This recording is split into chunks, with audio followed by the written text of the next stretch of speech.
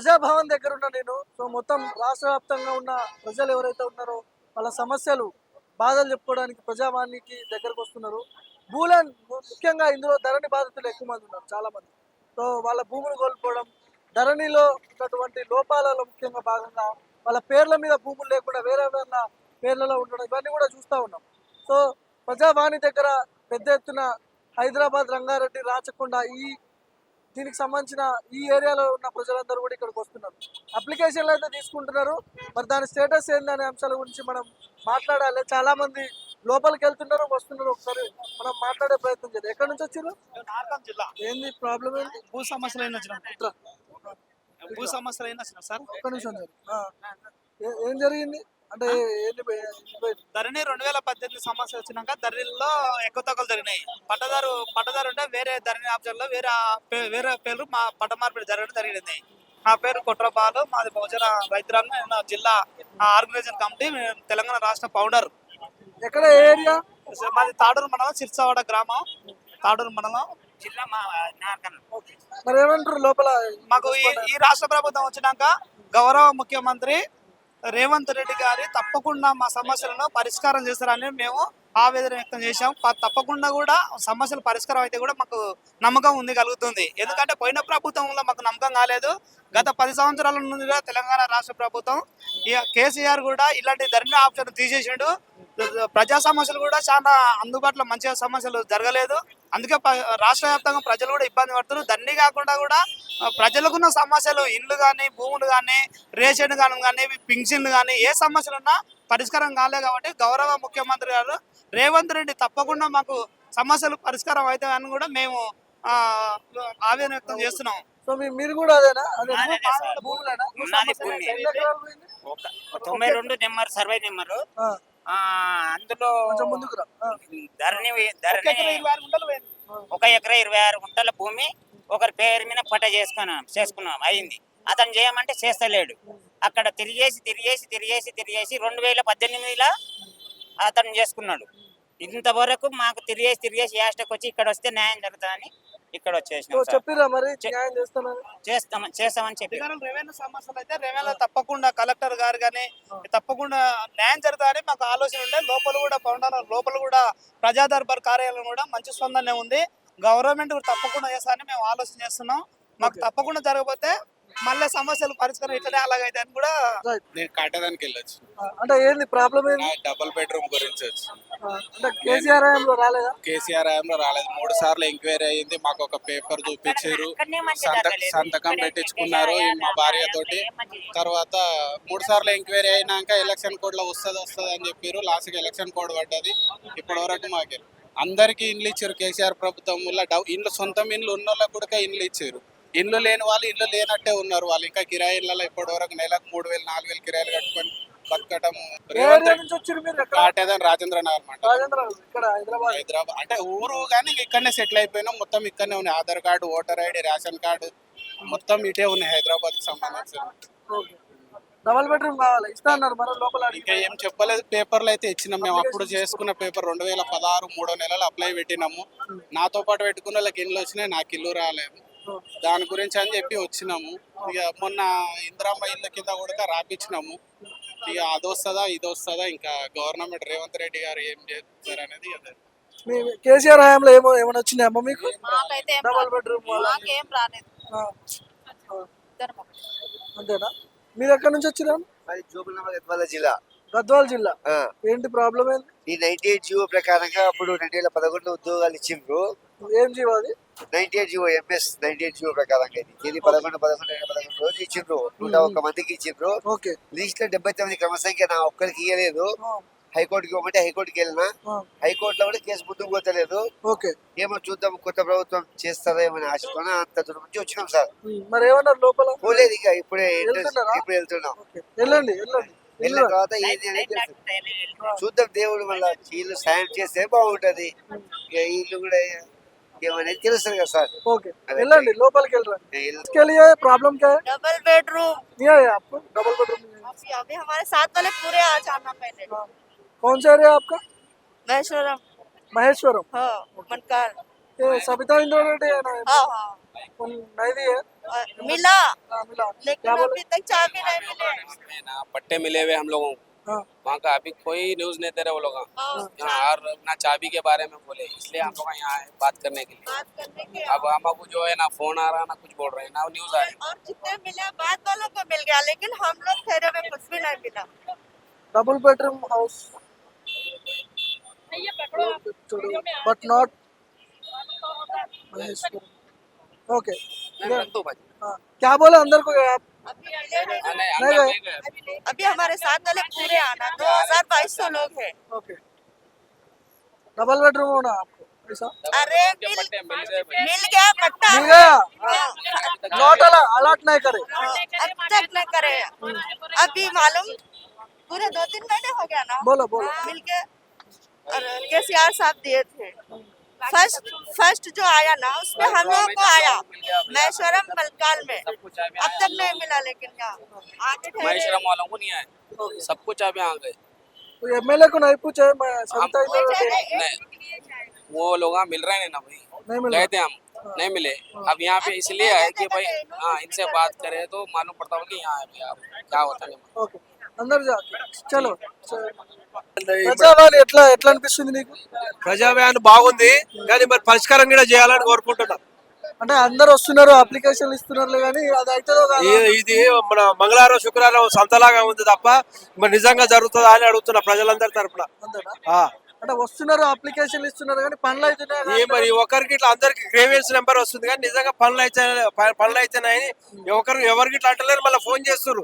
ఇప్పుడు న్యాయమండ వచ్చిన వాళ్ళు అందరు నాకు ఫోన్ చేస్తారు. నాకేం మినిస్టర్ పదవి లేదు, ఒక చిన్న రాజ్యాంగ పదవి గిట్ల లేదు. నన్ను అడుగుతున్నారు ఏడికి పోవాలన్నా ఎవరు కలవాలని. మొన్న ఒక కుక్కటిపల్లి నుంచి ఒక మహిళలు ఇద్దరు వచ్చిన దంపతులు వాళ్ళ కాళ్ళు వాసిపోయింది. అది వేరే గవర్నమెంట్ హాస్పిటల్ ఏమో కట్ చేయాలంటున్నాడు కాలు, కానీ మీకు వేరే హాస్పిటల్లో ఏఈడి హాస్పిటల్ ఉందట కుక్కటిపల్లి. వాళ్ళేమో ఆపరేషన్ చేస్తాం, బోన్కి ఆపరేషన్ చేస్తాం, మంచిగా చేస్తాం అంటున్నాడు. 3 లక్షలు కావాలంటున్నాడు. ఆల్రెడీ మన వైద్య శాఖ మంత్రి దామోదర నరసింహన్ కలిస్తే మేమేం చేయలేము అంటున్నారట. అదేంది ఎందుకు చేయలేరు అది అసొంటి వాళ్ళకి చేయమని ఇస్తారు కదా ఆయన అదే చేయమని కోరుతున్నాను. నేను ప్రజల తరపున అడుగుతున్నా. ప్రజలందరూ నాలాంటి వాళ్ళు తెల్లబట్టలు వేసుకున్న అందరూ అడుగుతారు. ఇప్పుడు ఇక్కడికి ఎట్లాంటి బాధితులు వస్తున్నారు ముఖ్యంగా చాలా మంది భూ బాధితులు వస్తున్నా, భూ బకారస్తుల బాధితులు వస్తారు. భూ బాధితులు అందరికీ పని చేయమంటున్నా. వాళ్ళు ఎవరు దోసుకున్నా, గుంజుకుంటున్నా, కబ్జా చేసిన వాళ్ళందరికీ పరిష్కారం చేయమంటున్నా. రేవంత్ రెడ్డి గారిని అడుగుతున్నా, రిక్వెస్ట్ చేస్తున్నా. ఇది చేస్తే వీడికి వచ్చిన వాళ్ళు అందరూ తగ్గుతారు. మీ ఎమ్మెల్యేలకి ప్రేమ సాగర్ లాంటి వాళ్ళు వీళ్ళందరినీ మీకు కబ్జా కోర్లు అందరినీ పని చేయమంటున్నా. మీకు కబ్జా చేయకుండా ఇప్పటి నుంచి రాసేయాలి. ఈ డేట్ నుంచి కబ్జా అయిందంటే మరి మీరు రిజైన్ చేస్తారా, మీ గవర్నమెంట్ బర్తప్ చేయాలనేది మేము అడుగుతున్నాం ప్రజల తరపున. ఓకే ఇప్పుడు తప్పులు చేసినప్పుడు వాడిని చెక్ చేసి సస్పెండ్ చేస్తారు కదా, మరి మీ ఎమ్మెల్యే సస్పెండ్ చేస్తే తప్పులు చేస్తే మీరు ఎందుకు సస్పెండ్ చేయాలని అడుగుతున్నా. ఓకే ఏ పార్టీ వాడైనా అందరినీ సస్పెండ్ చేయాలని ప్రజల తరపున అడుగుతున్నా. ప్రజావాణి చక్కగానే నడుస్తుందా అంత న్యాయం ప్రజావాణి సకల అప్లికేషన్ వాణి ఇది, ఆ, ప్రజావాణి కాదు అప్లికేషన్ వాణి ఇది. అప్లికేషన్ వాణి కాదు ప్రజావాణి అంటే ప్రజలు నిజంగా వాళ్ళు ఇప్పుడు పెద్దన్న లాగా మీకు ధైర్యం నింపాలి. వాళ్ళకు కావాల్సిన కష్టాలు తీర్చమంటున్నా. ఇప్పుడు నెల అవుతుంది, నెలకు ఇప్పుడు 4 వారాలు ఇంటూ 2 16 అంటే 4 ఇంటూ 2 8 సార్లు అయింది. ఇప్పుడు వీళ్ళంతా కేసీఆర్ బాధితులేనా లేకపోతే ఎట్లా అందరు బాధితులు. ఎమ్మెల్యే గెలిచిన ప్రతి ఒక్కరి బాధితులు 119 మంది, ఇప్పుడు 2-3 సార్లు గెలిచారు కదా, 357 మంది ఎమ్మెల్యేల బాధితులు వీళ్ళంతా. వీళ్ళు గెలిచి నెల రోజులు కూడా కావట్లేదు కాంగ్రెస్ ఈ కాంగ్రెస్ ఏం కొత్తది కాదన్నా. ఇది చింతచేడు పాత చింతచేటే పులిపేం తగ్గలే. ఆ పాత చింతచేడు పులిపేం తగ్గలే. పాత సారాయే, పాత లేబులే, ఇది పాత సీసానే. ఇది ఏం కొత్తది ఏం కాదు. వీళ్ళు చేసిన ఇట్లా ఉన్నాయి. అందరూ 1947 కాంచి స్వాతంత్రం వచ్చిన ప్రతి రాజకీయ నాయకుని ఇంటరాగేట్ చేయాలి. వాళ్ళకి ఎక్సెస్ ఉన్న ఆస్తులు కానీ భూములు కానీ జాతీయం చేయాలి. అప్పుడే పరిష్కారం అవుతుంది. అందరికి సొంతంగా ఇల్లు, ప్రభుత్వ ఉద్యోగం ఇవ్వాలి. వాళ్ళకి కావాల్సిన చదువు, వాళ్ళ పిల్లలకు చదువు, వైద్యం ఫ్రీగా ఇవ్వాలి. అది రాజ్యాంగం రాసింది. అది చేయమని కోరుతున్నా. ఎక్కడి నుంచి వచ్చిరన్నా మీరు ఇక్కడ విఎస్టీ అండి. ఏంటి విఎస్టీ ప్రాబ్లం ఏంటి? మేము ఒకప్పుడు ప్రైవేట్ బ్యాంక్ ఎంప్లాయీస్. అయితే వాళ్ళు ఏం చేస్తున్నారంటే మా ప్రైవేట్ బ్యాంక్ ఎంప్లాయీ అన్ఎక్స్పెక్టెడ్ గా సడన్ గా తీసేసిండు. తీసేసిండు. ఏ బ్యాంక్ అది? వాసవి బ్యాంక్ అని ఉంది అప్పుడు ఓకే. 20 years back. ఆ వాసవి బ్యాంక్ నుంచి మళ్ళీ సడన్ గా తీసేసిండు. ఎప్పుడు తీసేసింది? 2004 ఆగస్టు 31. 2004 అంటే ఎప్పుడో కదా. అవును, మరి మేమేం చేయాలి? కోర్టులను సంప్రదించడము. మరి అప్పటి నుంచి ఏం చేస్తున్నారు? Labour court, high court, supreme court, తిరుగుతున్నారు. నాంపల్లి కోర్టు గర్ర గర్ర గర్ర గర్ర గర్ర గర్ర తిరుగుతున్నాము. ఇప్పటి వరకు రెస్పాన్స్ లేదు. ఇక మేము సార్ ద్వారా వచ్చినాము. ఆడ డబ్బులు ఉన్నవి, ఇవ్వమంటే ఇవ్వమంటారు, లేదంటే ఇంకా ఆస్తులు నాంపల్లి జుడిషియల్ 12 కోర్టు నుంచి మాకు ఆర్డర్స్ వచ్చినాయి. అది కలెక్టర్కి ఇచ్చిండు, అబిడ్స్ లో ఉన్న కలెక్టర్కు. ఆ కలెక్టర్కి ఇస్తే ఆ కలెక్టర్ అమ్మిందిలే చేసిండు. ఇదో 2001 లో మాకు ఇచ్చారు ఈ పేపర్స్. ఓకే. 2001 నుంచి ఇప్పటికి 2 ఆస్తులు ఉన్నాయి. అవి అమ్మమంటే అమ్మరు. ఆ. ఏంది అది కాదండి, మాకు ఆస్తులు అమ్మి ఇవ్వమని చెప్పి మాకు ఇచ్చినా గానీ ఇంతవరకు సరైన రెస్పాన్స్ లేదంటే చూడండి, కోర్టులో నుంచి మాకు వచ్చింది. ఇప్పుడు ఇన్ని సంవత్సరాల నుంచి తిరుగుతున్నారు కదా. ఇప్పుడు 2005 అనుకోండి, ఆ 5, 15, 3, 18 సంవత్సరాల నుంచి తిరుగుతున్నాము. ఓకే. ఇప్పటి వరకు ఏం లేదు. కోర్టులంతే, ఇక ప్రజలంతే, ప్రభుత్వాలంతే. సుఖం ఏందండి, మేము ఏదైనా జరిగితే ఓ సంవత్సరం 2 సంవత్సరాలు అనుకోవచ్చు. అప్పుడు ఇక కొంతమంది అయితే పిల్లల పెళ్లిళ్ళు చేసి వాళ్ళ పిల్లలు కూడా అయినారు. ఇంతవరకు ఒక రెస్పాన్స్ లేదు. రెస్పాన్స్ లోపల ఎట్లా రిసీవ్ చేసుకుంటారు? మంచిగానే చేసుకున్నారు. మేము నాంపల్లి కోర్టు సార్కి కలెక్టర్కి ఇస్తాము, కమిషనర్కి ఇస్తామని చెప్పిండ్రు. ఇస్తే మాకు ఇచ్చి 1 వీక్ లోపల మేము మెసేజ్ చేస్తామని చెప్పిండ్రు. మెసేజ్ కాదండి, వాళ్ళు కోర్టు ఆర్డర్ మాకు ఇచ్చిండ్రు కాబట్టి అమ్మమంటున్నాం ఆస్తులు. లేకుంటే అమ్మాల్సిన అవసరం లేదు. ఈ ఆర్డర్ ఇచ్చిన తర్వాత కూడా మేము అమ్మలేమనంటే ఇంకా కోర్టులో ఇవన్నీ ఎందుకు? ఏం చేయడానికి? ఏం డిమాండ్ చేయదలుచుకున్నారు? ఏం డిమాండ్ చేయదలుచుకున్నాం? సార్ ఒకటే టోటల్ మాకు ఒక లోపల ఎవరైనా సార్ ఎవరుంటారు, ఆడు ఎవరు లేరు, ఇక్కడ డిస్క్ లో ఇవ్వండి, మీకు 1 వీక్ లో మెసేజ్ చేస్తామని చెప్తున్నారు. ఉన్న విషయం అది. నమ్మకం ఉందా? అవుతుందని పని అవుతుందని? అయితే అంటే ఇంకా అయినప్పుడు అన్నమ్మకము, కాకపోతే అపనమ్మకం. మరి ఏం చేయాలి? 16, 17 సంవత్సరాల నుంచి ఇవ్వండి, ఏం చేస్తారు? అప్పుడు మీరు చిన్న పిల్లల్లో ఏమో మరి ఇంకా అంతే. మీకు ఇప్పుడు 25, 30 years ఉంటే ఆఫ్ లో ఉంటారు మీరు. మేము ముసలాళ్ళం అయిన తర్వాత కూడా మాకు డబ్బులు రాకపోతే న్యాయం జరుగుతుందని అనుకుంటారు. న్యాయం జరుగుతా అంటే రేవంత్ సార్ దాని వల్ల 100% జరుగుతా అన్న నమ్మకం మాకు కొంచెం ఉంది. ఇది పెట్టి మీకు న్యాయం చేకూరుస్తానని ఆనబట్టి ఇక అది లేదా అంటే ఇంకా మేము ఏం చేయాలి? అది మీరు ఎక్కడి నుంచి వచ్చిరమ్మా? మా ఇంట్లో వాళ్ళే మాకు ఒక వివరాలు కట్టుకున్నాక కూడా మమ్మల్ని చాలా మోసం చేసినట్టు నీళ్లు కట్ చేపించి వాటర్ లేకుండా 6 నెలలు అయిపోయింది. మా ఫ్యామిలీని సతాయిస్తుండండి. ఇక్కడ దాకా వచ్చినా మళ్ళీ మెసేజ్ కూడా వాటర్ బాక్స్ అక్కడ పోయి చెప్పి నీళ్ళు ఇవ్వద్దు ఇలా అనేసి సొంతం తల్లే పెద్ద కొడుకుకి ఇలా చేస్తుంది. ఇల్లు విషయంలో చేస్తుంది. తాత లాస్ట్ అండి. నీళ్ళ గురించి చాలా సతాయిస్తే మా పైన ఇవ్వద్దు అని అన్నందుకు మేము కోర్టు కేసు అవుతుంది. మీరు కోర్టు తీస్తారా అని మాకు నీళ్ళు కట్ చేపించిందండి. నీళ్ళ కోసం ఇట్లా బోరింగ్ ఇస్తలేరు, ఏది ఇస్తలేరండి. సొంతం కొడుకుకే మోసం చేసిందండి. నలుగురం ఇట్లా ఫేస్ అవుతున్నామండి. నలుగురం ఏమైనా పోసుకొని సావాలనుకో లాస్ట్కి వస్తే వాళ్ళ పేరు రాసి చేస్తామండి. లాస్ట్ వాళ్ళే అన్ని ఒక ఫ్యామిలీని ఇట్లా మోసం చేయడం ఇక్కడ సొంతం అత్తనే చేసిందండి. జీవితంలో ఎక్కడ వాటర్ బాక్స్ వాళ్ళని వాటర్ బాక్స్ వాళ్ళకి పోయి పైసలు తినిపించి మాకు నీళ్ళు లేకుండా చేసిందండి. లోపల కలిసినాము. లాస్ట్ మెసేజ్ వచ్చింది. మీగో ఇది పట్టుకో. ఈ మెసేజ్ వస్తే కూడా వాళ్ళు ఆ ఫోన్ ఇక్కడ ఆ ఫోన్ 20 రోజులు అవుతుంది మెసేజ్ వచ్చి మాకు. ఆమె కూడా అక్కడ డబ్బులు తినిపించిందండి. నమస్కారం. తెలంగాణ చీఫ్ మినిస్టర్ ప్రజావాణి వచ్చింది కదా, వచ్చింది కానీ పని అయితే అక్కడ వాళ్ళు పోతాడు. మళ్ళీ అదే దీనికే పోతున్నాం. వెళ్ళండి. చాలా పోరాటం చేస్తానండి. ఎక్కడ దాకా అయితే అక్కడ దాకా నా భర్త నా పిల్లల్ని నన్ను మోసం చేసి పెళ్లి చేసిందండి. పెళ్లి చేసి ఇప్పుడు లాస్ట్ వస్తే కొలువు తండ్రి కొలువు ఇచ్చిన బయట పోయి బతుకుంటారు అంటున్నా. 20 లక్షలు పెట్టి పైసా పెట్టి ఇల్లు కట్టుకున్నామండి. ఇది చాలా విజయాలండి. మీరు ఎక్కడికి ఇస్తారు టీవీ మమ్మల్ని బాధ పెడుతున్నారండి. లేనిపోని అన్ని చెప్పి ఫ్యామిలీలో కూడా మమ్మల్ని మోసం చేసి మా పిల్లల్ని ఎదుగుదలని చూసి ఓర్వలేకపోతున్నారండి. పిల్లల్ని చదివించుకున్నాను, ఎదుగుదలని చూసి మోసం చేస్తుంది. ఇది అవుతుందండి. చాలా మంది ధరణి బాధితులు వస్తున్నారు. ధరణి కారణంగా చాలా మా భూములు కోల్పోతున్నాం. మా పేర్ల మీద లేకుండా వేరే వాళ్ళ పేర్ల మీదకి ట్రాన్స్ఫర్ అవుతున్నాయి. ఈ ధరణి వల్ల ధరణిని రద్దు చేయాలి అనే ప్రజలు ఎవరైతే దీన్ని ధరణి బాధితులు చాలా మంది ఇక్కడికి వస్తున్నారు. సో ఈ ధరణి వల్ల చాలా మంది ఇబ్బందులు పడుతున్నారు కాబట్టి ఖచ్చితంగా దీని మీద చర్యలు తీసుకోవాలని ప్రజలు చెప్తున్నారు. చూద్దాం దీని మీద ఎలాంటి చర్యలు తీసుకుంటారు అనే అంశం. ఏంటన్నా ప్రాబ్లం ఏంది? ఈఆర్ఏ ఉద్యోగాలు మాదే నాగరికర్నూలు జిల్లా నుంచి వచ్చినాము. మేము ఏంటంటే మా తాతలు తండ్రులు డబ్బులు లేకున్నా కూడా ఎట్టి చాకరీ చేయకుండా వచ్చినాం. రాజుల కాలం నుంచి లాస్ట్ వచ్చే వరకు నాతోనికి వచ్చే వరకు 6,000, 5,000, 10,000 అనుకుంటా 11,000 వరకు వచ్చింది జీతం. అప్పుడు అంతా ఊక చేసిండ్రు, ఎట్టి చేసుకుంటూ వచ్చిండ్రు. ఎన్టీ రామారావు నుంచి ఎట్టి రద్దు చేసి ఉద్యోగాలు కల్పించారు, పైసలు ఇవ్వడం మొదలుపెట్టిండు. ఆ నుండి చేసుకొచ్చిన మాకు ఎంత వయసు ఇప్పుడు 57 నాకు 57 అంటే ఇంకా ఒక సంవత్సరం ఉంటుందా 61 అయితేనే 3 ఏళ్ళు ఉంటుంది. అది లేకుండా ఇప్పుడు మళ్ళీ 50 అనేది అంటున్నాడు అన్నప్పుడు మా పిల్లలు మేము బజార్లో పడతాం కదా సార్. ఇప్పుడు మేము మా వయసులో దాంట్లో చేసేసినాం, మా వయసులో దాంట్లో గవర్నమెంట్కి అంకితం చేసినాం. మీ వారసత్వం మీ కొడుకులకి కూతుర్లకు రావాలంటున్నావు, ఇదే జాబ్ అంతేనా? అంతే, మాకు అదొకటే. ఆయన చెప్పిన మాట ఏంది, ఆయన చెప్పి దాటుకొని పోయిండు, మోసం చేసి పోయిండు. కేసీఆర్ మిమ్మల్ని మోసం చేసింది ఎవరు? కేసీఆర్ మోసం చేసిండు. మేము మోసం చేసినప్పుడు ఈ ఎలక్షన్ వచ్చిన తర్వాత మనం అందరం మాట్లాడుకున్నాం.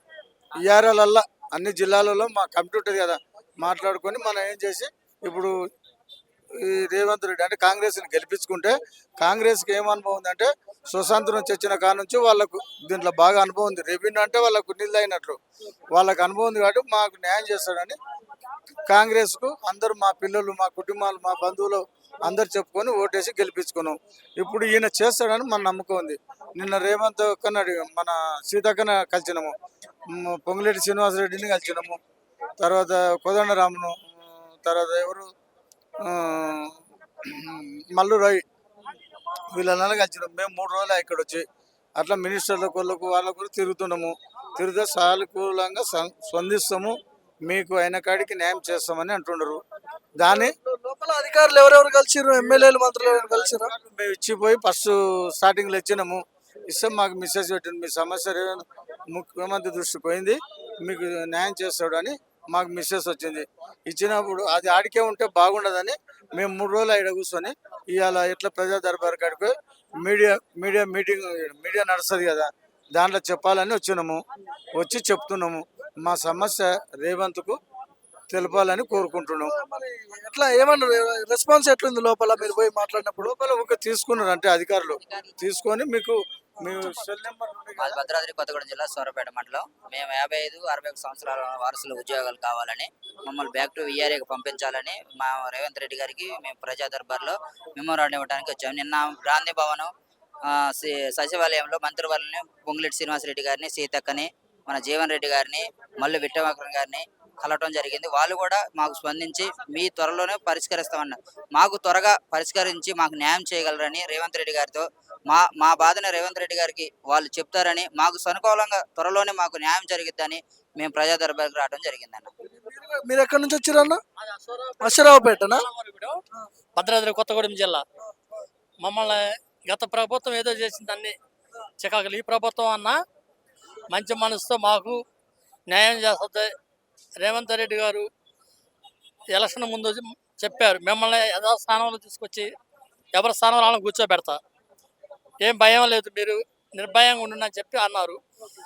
ఇక ఆ పార్టీ పోయిన పార్టీ అటు చేసిన ఈ పార్టీ అన్న మాకు న్యాయం చేద్దామని 1000 కాళ్ళతో ఎదురు. నమ్మకం ఉందా అవుతుందని, పనులు అవుతాయని? నమ్మకం 100% మాకు నమ్మకం ఉందండి. కొన్ని చేస్తున్నారు, ఈ ఇచ్చిన వాళ్ళలో 2, 3, 4, 5 చేశారు కాబట్టి కొన్ని చేశారు ఎన్నో. ఇది కూడా మాకు చేస్తారని పూర్తి నమ్మకం ఉంది, చేస్తారు. మాకు మినిస్టర్ గారు కూడా ఉన్నారు, తుమ్మల నాగేశ్వరరావు గారు ఉన్నారు, ఆయన కూడా పట్టుకొని ఆయన ద్వారా చేస్తాం. వీటన్ని అందరూ మినిస్టర్లను రాత్రి కలిసామండి. కొంతమందిని అందరూ సానుకూలంగా మాట్లాడారు, చేస్తాం తప్పనిసరిగా అన్నారు. ఆశపడతాను చేస్తారని 1000 కాళ్ళతో ఎదురు చూస్తాం. మీ నియోజకవర్గాల్లో, మీ జిల్లాలలో ఈ పరిష్కారానికి అక్కడ సొల్యూషన్ లేదా? ఎమ్మెల్యేలకు ఇచ్చాము, ఎమ్మెల్యే దృష్టికి కూడా వెళ్ళాము. ఎమ్మెల్యే గారికి కూడా మేము ఎన్న పత్రాలు ఇవ్వడం జరిగింది. ఎమ్మెల్యే గారు కూడా ముఖ్యమంత్రి గారి దగ్గర తీసుకెళ్లి మీ సమస్య గురించి మేము మాట్లాడతామని మాకు హామీ ఇవ్వడం జరిగింది. ప్రతి ఒక్కరికి కూడా మేము మెమోరాండం ఇవ్వడం జరిగింది. మాకు ఎమ్మెల్యేల ద్వారా కానీ, మంత్రుల ద్వారా కానీ మాకు న్యాయం జరిగిద్దని, మీడియా మిత్రుల ద్వారా కానీ మాకు ఇక్కడ న్యాయం జరిగిద్దని చెప్పేసి మేము ఈరోజు 3 రోజులు అవుతుంది ఇక్కడికి వచ్చేసి. మేము ఇక ఈరోజు ఏదో ఒకటి చెల్చి మీడియా ద్వారాగా మా ప్రాబ్లాన్ని ముఖ్యమంత్రి తీసుకెళ్తారని మేము మీడియా మిత్రులని కోరుకుంటున్నాం. మొత్తానికి లోపలికి అయితే వెళ్ళిరా? మరి లోపలికి వెళ్ళి చెప్పిరా? ఇప్పటికి 2 వారాలు అవుతుంది ఇచ్చి, 2 వారాలు వస్తే మాకు రెస్పాన్సిబుల్ వచ్చింది. మళ్ళీ మీ సమస్య మినిస్టర్ దగ్గరికి పోతుంది కాబట్టి మీకు త్వరలో చేస్తాడని చెప్పిండ్రు. రేవంత్ అదొక్కటే పోయింది. ఇప్పుడు మాకేంటంటే మీ ద్వారా పోవాలని 3 రోజులు తిప్పలవన్నాం ఖచ్చితంగా. 2వది మాకు మినిస్టర్ ఏం చేసిండు, మాకు కృష్ణరావు, మా కాన్స్ట్రక్షన్ కొల్లాపూర్ కాన్స్ట్రక్షన్ అయితే ఆయన జూపల్లి కృష్ణరావు, ఆయన ఇంతవరకు రాక మొన్న తిరుగుతున్నాడు. మేము ఇక్కడ వచ్చినాం, ఆయన అక్కడ తిరుగుతున్నాడు, ఆయనను కలవలేదు. అదొకటే మాకు. ఆయనను కూడా కలుస్తుండే, అక్కడ ఉంటే ఆయనను కలవలేదు. ఆయన కలవాలంటే మళ్ళీ పోయి కలుస్తాం. మళ్ళీ ఇప్పుడు మేము రేపు పోతాం. పోయి మేము అందరం కలిసి మా జిల్లాలో 79 మంది ఉన్నాం. ఇట్లా 55 నుండి 60 లోపల ఉన్న వాళ్ళం. 79 మంది ఉన్నాం. అందరం కలిసి మాట్లాడి వినతి పత్రం ఇస్తాం. సో చాలా మంది బాధితులు వస్తున్నారు. ధరణి బాధితులు ఎక్కువ మంది ఉన్నారు ఇక్కడ. ధరణి బాధితులతో పాటు విఆర్ఏలకు సంబంధించిన బాధితులు కూడా ఉన్నారు. గతంలో కేసీఆర్ హయాంలో మేము అందరం కూడా మోసపోయినామని చెప్తున్నారు. ఇప్పుడు కాంగ్రెస్ అంటే ముఖ్యమంత్రి రేవంత్ రెడ్డి ఖచ్చితంగా మాకు న్యాయం చేయాలని వీళ్ళు డిమాండ్ చేస్తున్న పరిస్థితి. వేరే వేరే నియోజకవర్గాల నుంచి, రాష్ట్ర నలుమూలల నుంచి కూడా వచ్చి ఇక్కడ వాళ్ళు వేడుకుంటున్నారు మాకు న్యాయం చేయాలని. ఇంకా చాలా మంది ఉన్నారు. ఒకసారి మాట్లాడే ప్రయత్నం చేద్దాం మనం. అన్న, ఎక్కడి నుంచి వచ్చిర్రు అన్న? ఎక్కడి నుంచి వచ్చిర్రు? ప్రాబ్లం ఏంటి? నేను సికింద్రాబాద్లో ఉంటానండి. మా father second world war ex service man. 43 to 47 war service చేశారు. వార్ సర్వీస్ చేసిన వాళ్ళకి 1964లో మేడ్చల్ తాలూకులో మా ఫాదర్కి 10 acres అసైన్ చేసినారు. పాస్బుక్లో ట్యాక్స్ కూడా రాసినారు.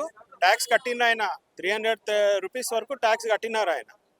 మళ్ళీ ఏం చేస్తున్నారంటే మాకు ఏ బెనిఫిట్స్ రాలేదు అప్పటి నుంచి. మా ఫాదర్ తిరిగి అన్ని బెనిఫిట్స్ కోసము పాస్బుక్ ఇష్యూ చేయమని, పట్టా ఇష్యూ చేయమని రిక్వెస్ట్ చేసుకున్నా మాకు ఇదివరకు ఏం రిక్వెస్ట్ చేసుకోలేదు. మా రిక్వెస్ట్ తీసుకోలేదు మా ఫాదర్ది. చాలా అరెస్ట్ చేశారు.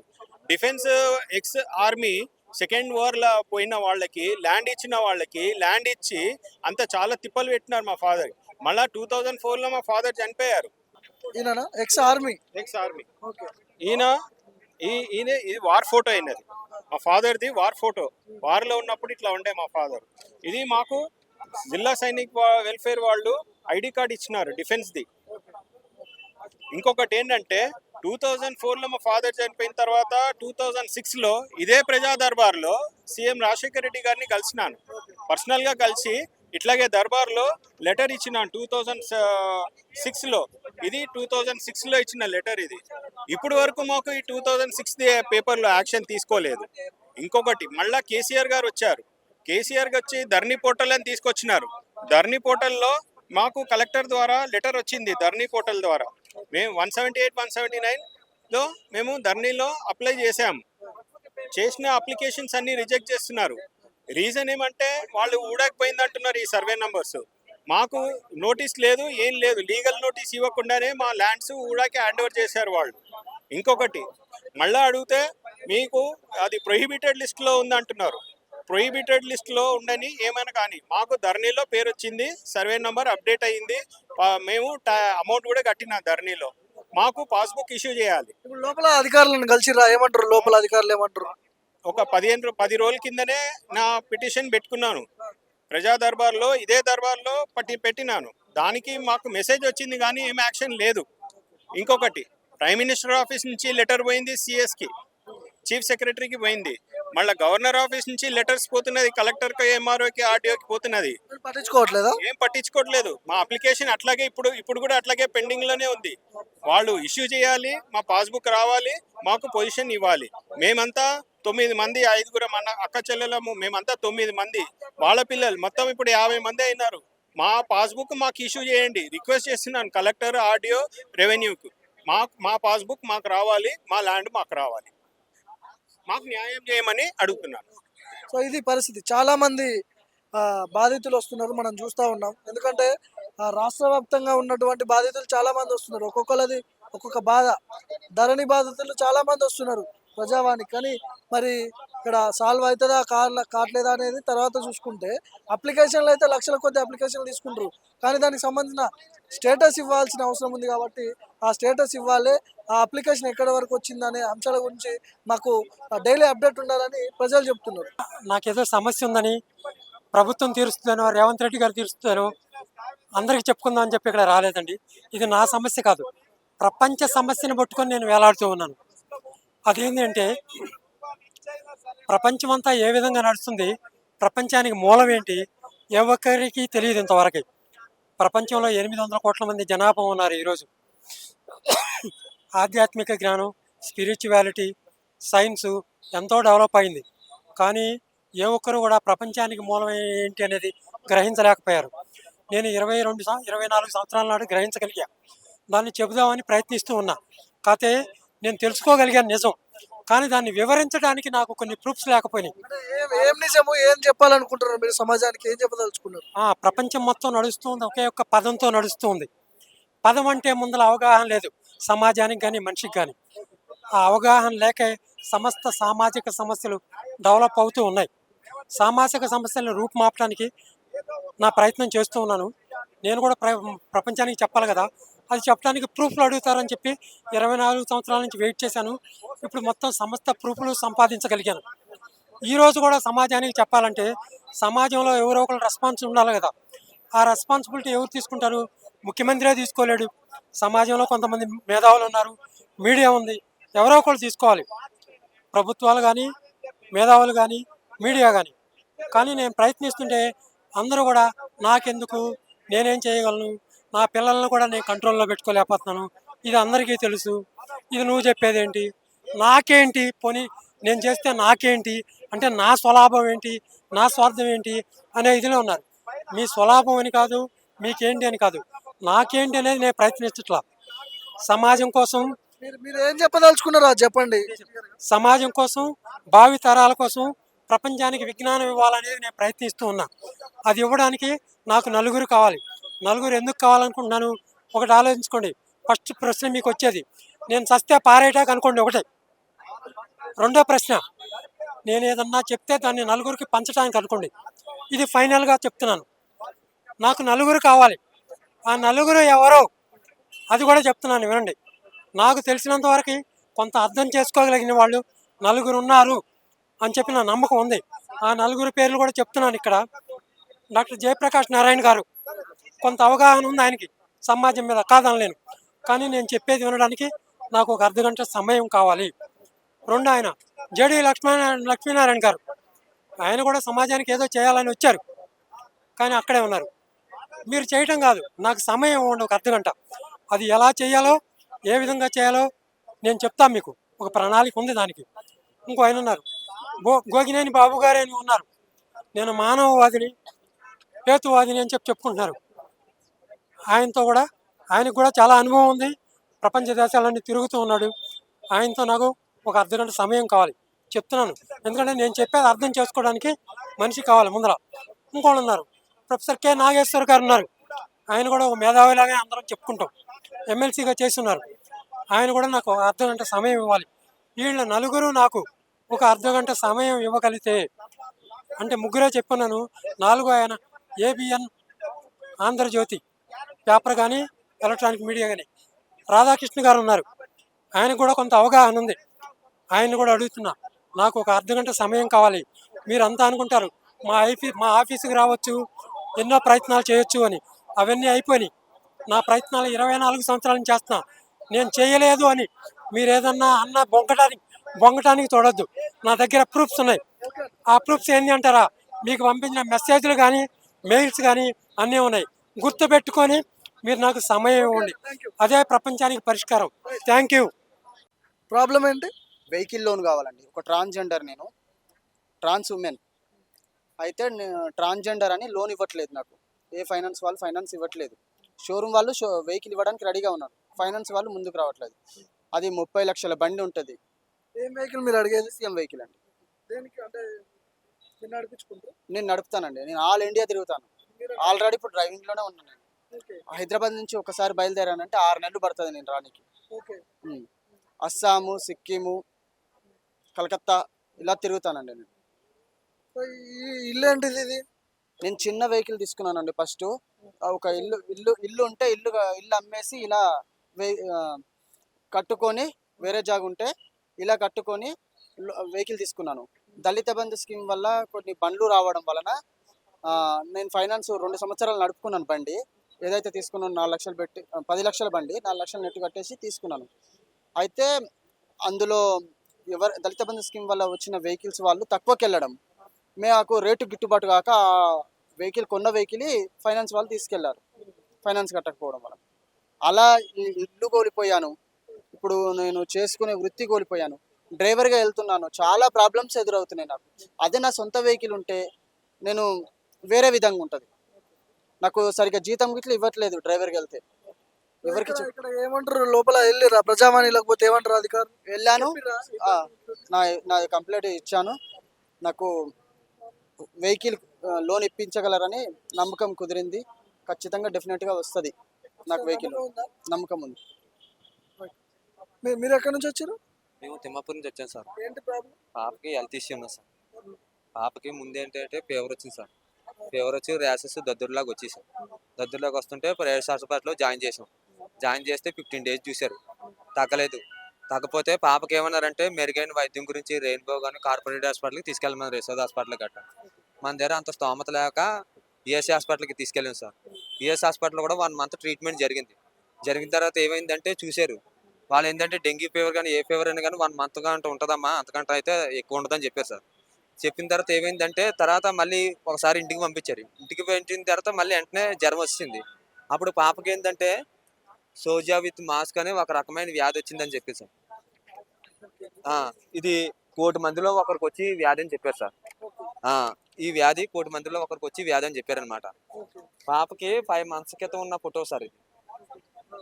ఇప్పుడు ఉన్న ఫోటో సార్. ఇప్పుడు పాప ఈఎస్ హాస్పిటల్లో ఉన్నా సార్. మాకు మెరుగైన వైద్యం గురించి ఎంత ఖర్చు అయితే దీనికి ఎంత ఖర్చు అయితే? 30 lakhs అని చెప్పారు సార్. ఆల్రెడీ 1 month క్రితం ప్రజా దర్బార్లు ఇచ్చాం సార్ స్లిప్. మనకి మెసేజ్ వచ్చింది కానీ ఎవరు రెస్పాండ్ లేదు సార్. అందుకే ఏంటంటే మాది ఏం లేదు, ట్రీట్మెంట్ ఇప్పించాలని పెద్ద సార్లు కానీ రేవంత్ రెడ్డి సార్ కూడా కలవాలని అనుకుంటున్నాం సార్. ఇప్పుడు ఏ హాస్పిటల్ ఉన్నది పాప? ప్రస్తుతానికి ఈఎస్ హాస్పిటల్లోనే ఉన్నది సార్. పాపకి ఏంటంటే సీరియస్గా ఉంది. ప్రైవేట్ హాస్పిటల్ ఎస్ఎస్ హాస్పిటల్లో కూడా కలిసాం. పాపకి మెరుగైన వైద్యం అందిస్తే పర్లేదని చెప్తున్నారు. కాకపోతే ఏంటంటే మాకు ఎవరు రెస్పాండ్ అవ్వట్లేదు సార్. మీ ద్వారా కానీ ఇప్పుడు అందరూ ఏమంటున్నారు అంటే మీరు హైదరాబాద్ ఉంటారు కదా, మహేష్ బాబు గారు కానీ కేటీఆర్ కానీ ఎవరైనా స్పందించట్లేదని అడుగుతున్నారు సార్. మేము తిరిగి బంజారాస్ కానీ ఎక్కడక్కడ తిరగలేని రోజు అంటూ లేదు. ఎవరు తిరిగినా కానీ మాకు స్పందించట్లేదు. అందువల్ల ఏంటంటే మాకు మీ మీడియా ద్వారా న్యాయం జరుగుతుందని మీ దగ్గరికి వచ్చాం సార్. అది సార్ పరిస్థితి. ఏం పేరు పాప? పాప పేరు రుత్తల ఆశయశ్రీ. అశశ్రీ అంట. 4 సంవత్సరాల పాప. దాదాపు 1 కోటి మందిలో ఒక్కరికి ఇలాంటి వ్యాధి వస్తుందంట. తక్షణమే హెల్త్ మినిస్టర్ స్పందించాలి దీని మీద. దామోదర రాజనరసింహ గారు స్పందించాల్సిన అవసరం ఉంది.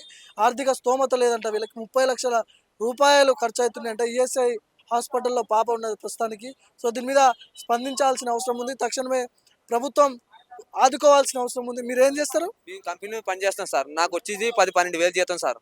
ఈ 5 months నుంచి పని చేయట్లేదు సార్. పాపకి ప్లేట్లెస్ డౌన్ అవ్వడం, ప్లేట్లెస్ కూడా డౌన్ వస్తే వాళ్ళని బతిమాలుకోవడం, డోనర్స్ గట్ట బతిమాలను కూడా ఎవరైనా వస్తుండ్రు పోతున్నారు సార్. ఈఎస్ఐలో ఏంటంటే ట్రీట్మెంట్ సాగుతుందంటే సాగుతుంది సార్. 5 months నుంచి మా ఆవిడ అక్కడ ఉంది. ఈఎస్ఐలో పడుకోవడానికి ఎక్కడ ప్లేస్ ఉండదు, దోమలు ఉంటాయి. అలాగని కూడా భరిస్తున్నాం. పాపకి ఏ టైంలో మంచిగా వైద్యం. ఇప్పటికే పాపకి బాగా లేట్ అయిపోయింది సార్. డాక్టర్లు ఏమంటారంటే ఇంకా మీకు రోజు రోజుకి లేట్ అయిపోతుందని సార్. మా దగ్గర డబ్బులు లేక ఈఎస్ఐ అలాగ ఉన్నాం సార్. అందువల్ల వీళ్ళు వాళ్ళని కాదు, రాజకీయం కాదు సార్. మరి ఎవరైనా కానీ స్పందిస్తే వాళ్ళకి అందరికీ జీవితాంతం రుణపడి ఉంటాం సార్. ఎవరైనా పర్లేదు సార్. మాకు కేటీఆర్ కానీ మహేష్ బాబు గారు కానీ ఎవరైనా పర్లేదు. అందరూ అంటున్నారు మీ పాపదే ఎవరైనా స్పందిస్తే పెద్ద పనేం కాదంటారు సార్. కానీ ఏంటంటే మీరు తిరుగుతుంటే వాళ్ళు ఉంటున్నారు ఇంట్లో, మేము బంజారాస్లోనే తిరుగుతున్నాం. కానీ ఎవరేమైనా కానీ ఏమంటారు సార్ లేరమ్మా అంటున్నారు. అంటే ఎవరు పట్టించుకోవట్లేదు సార్. అందువల్ల ఏంటంటే మీ మీడియా ద్వారా కానీ కూడా మా పాపకి న్యాయం జరగాలని మేము కోరుకుంటున్నాం సార్. మాకు అదే సార్, ఇంకా మా అంతకుమించి ఏం లేదు సార్.